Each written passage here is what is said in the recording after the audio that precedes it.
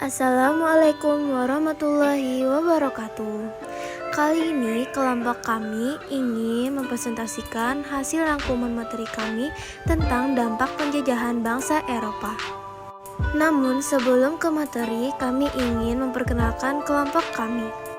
Kami dari kelompok 4 yang beranggotakan 1. Diva Aurelia Azarin, 2. Muhammad Arya Daifa, 3. Muhammad Yusuf Ramadan, 4. Nur Azalin, dan yang kelima Safa Unida. A. Dampak dalam aspek politik, pemerintahan, dan ekonomi. 1. Aspek politik dan pemerintahan. Berbagai kebijakan politik dan pemerintahan yang diterapkan bangsa-bangsa Eropa pada masa itu membawa perubahan dalam struktur pemerintahan di Indonesia. A. Masa kekuasaan VOC. Masa kekuasaan VOC di Indonesia menyebabkan kondisi pemerintahan di beberapa kerajaan lokal di wilayah Indonesia mengalami perubahan. Perubahan tersebut tampak pada pergantian kekuasaan di lingkungan kerajaan lokal. Bahkan VOC sering menerapkan politik adu domba untuk memecah belah keluarga kerajaan. Contoh praktik politik divide et impera tampak pada saat VOC ikut campur dalam konflik internal di kerajaan Banten. B. Masa pemerintahan Republik Bataaf. Pada masa pemerintahan Gubernur Jenderal Dendels terjadi dualisme pemerintahan, yaitu pemerintahan Eropa dan pemerintahan Bumiputra. Pemerintahan Eropa yang dipegang oleh residen. Pada struktur pemerintahan Bumiputra, kekuasaan tertinggi di lingkungan pemerintahan dijabat oleh Bupati. Saat menjabat sebagai Gubernur Jenderal di Indonesia, Dendels mengangkat para penguasa Bumiputra sebagai pegawai pemerintah kolonial.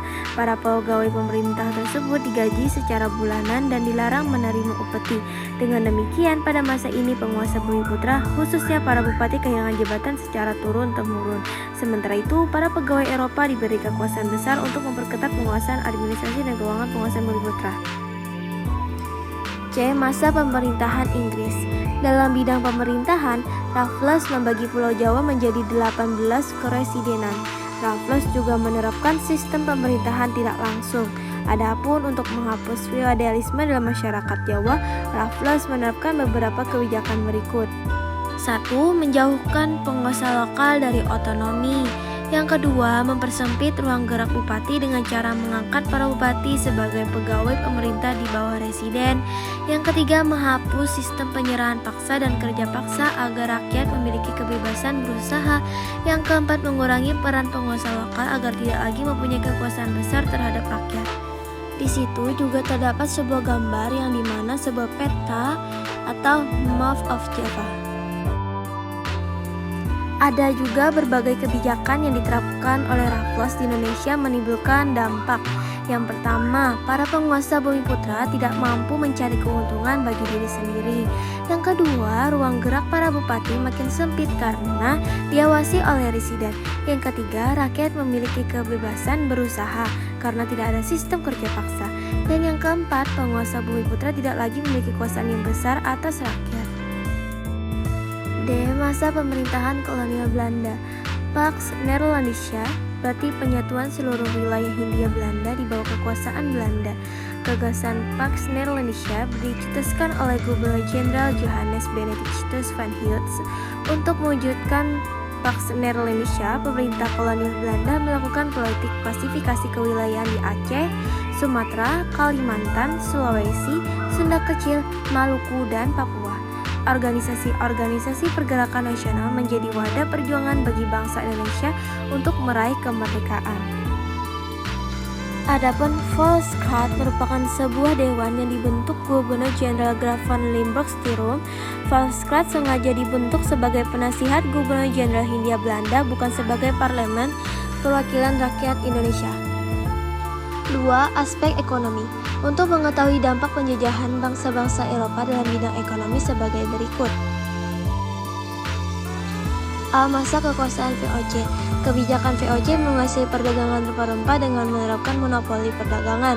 Misalnya melarang rakyat menjual rempah-rempah selain kepada VOC dan mengatur jumlah serta tempat menanam rempah-rempah.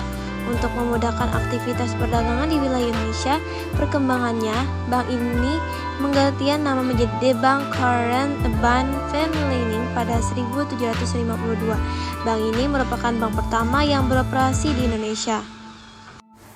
Dampak monopoli perdagangan yang dilakukan VOC memiliki dampak positif dan negatif. Yang pertama, dampak positifnya, yaitu aktivitas perdagangan dan pelayaran di wilayah Indonesia makin ramai. Yang kedua, dampak negatifnya adalah rakyat harus menjual rempah-rempah kepada VOC dengan harga yang telah ditentukan oleh VOC. B. Masa pemerintahan Republik Bataaf. Kebijakan Gubernur Jenderal Daendels dalam bidang pemerintahan membawa perubahan dalam sistem perekonomian. Pada masa pemerintahannya, Gubernur Jenderal Daendels mengubah sistem pemerintahan tradisional menjadi sistem pemerintahan modern. Dalam sistem pemerintahan modern, status tanah-tanah raja berubah menjadi tanah milik pemerintah kolonial Belanda.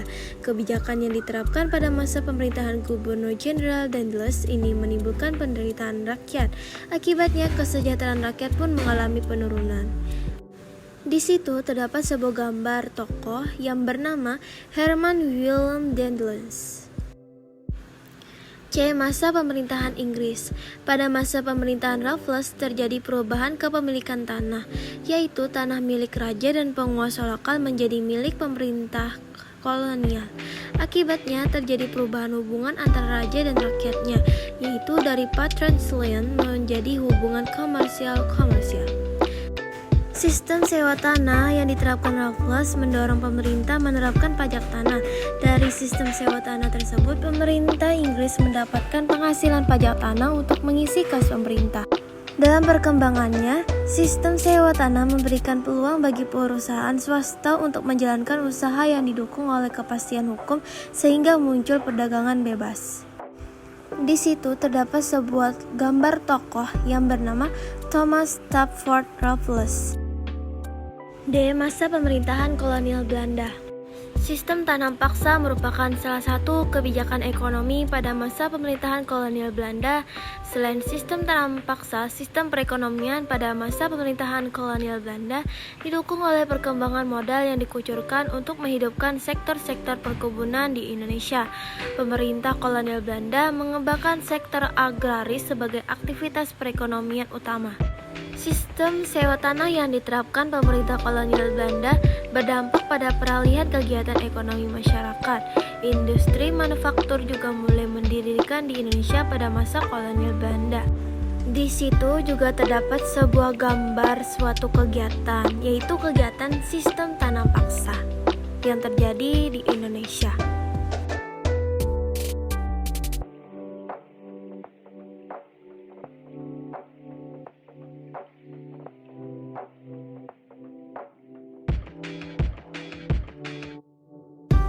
B. Dampak dalam aspek sosial, budaya, dan pendidikan. 1. Aspek sosial.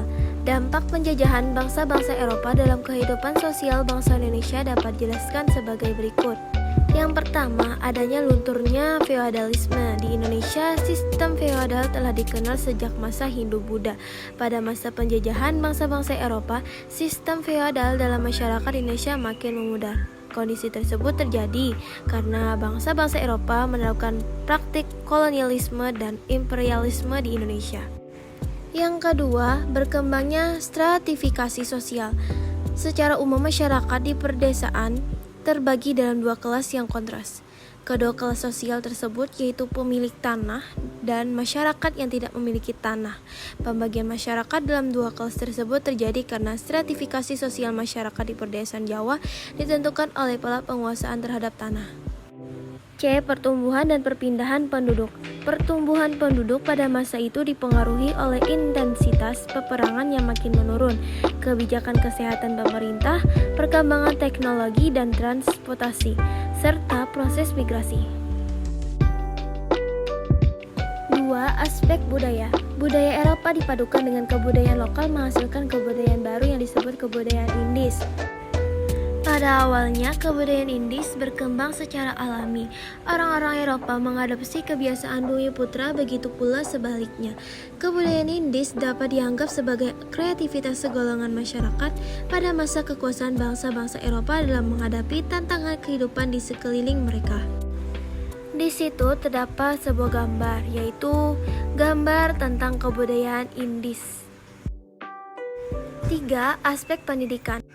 Pada 1901, Ratu Wilhelmina menerapkan sebuah kebijakan baru bagi masyarakat Indonesia yang bertujuan meningkatkan kesejahteraan rakyat. Kebijakan baru tersebut disebut dengan politik etis. Program politik etis meliputi edukasi, pendidikan, irigasi, pengairan, dan migrasi atau perpindahan penduduk. Di situ juga terdapat sebuah gambar yang bernama Ratu Wilhelmina. Berdirinya sekolah-sekolah di Indonesia.